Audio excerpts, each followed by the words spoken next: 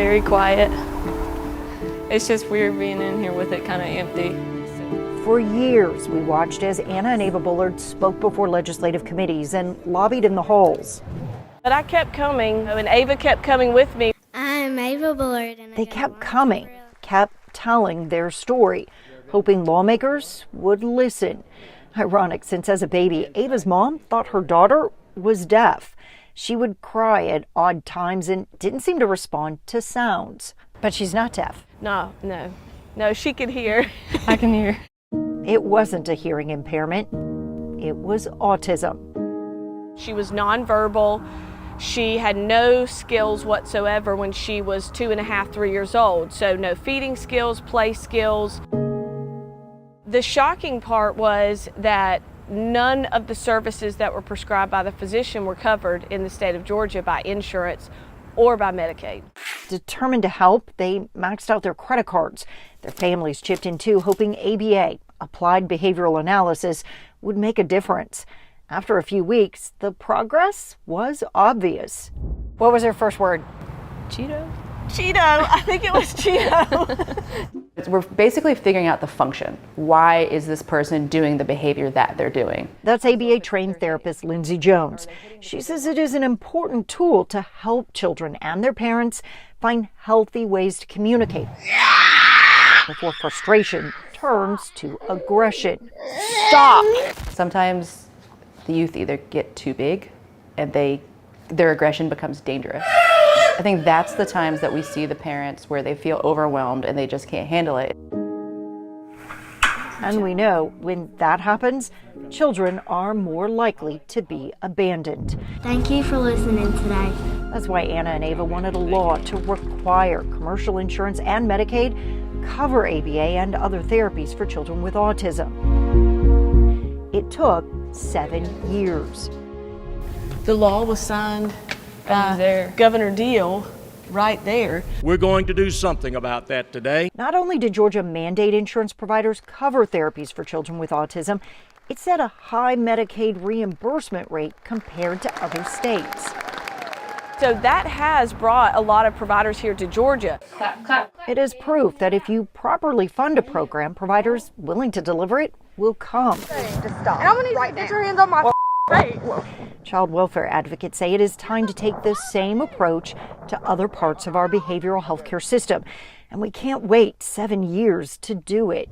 If we don't address the parity issue, then we're going to continue to struggle. Gwen Skinner is the vice president of operations for Devereaux, a psychiatric residential treatment facility in Metro Atlanta. Devereaux serves children with significant emotional disturbance. It is one of the few facilities that will work with children struggling with aggressive tendencies, another gap in our behavioral health care system. It's a specialized service, and so you have to accept that it's going to cost more. It may cost more, but she says Georgia doesn't pay more, forcing her facility and others to take patients from states that do reimburse at higher rates.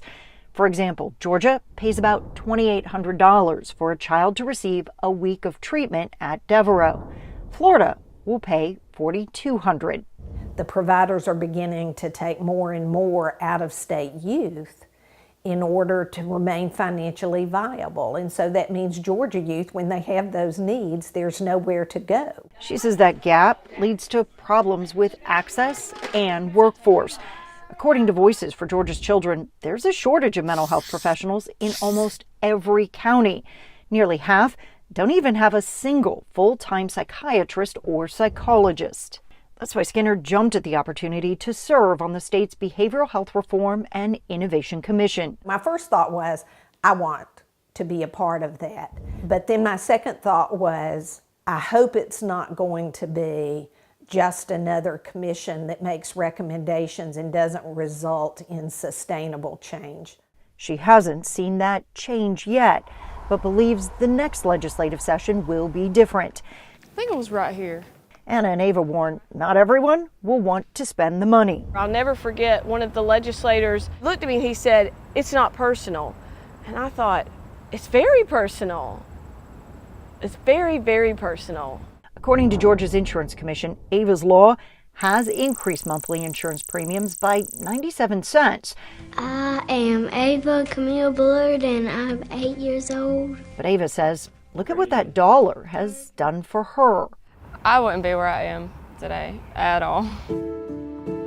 From a toddler that couldn't talk to a senior at Tombstone High School, a cheerleader at the top of her class as a dual enrollment student at Georgia Southern. We just didn't give up. You just kept coming back. Kept coming back. I think they were shocked every time. A lot. So what are we going to do next?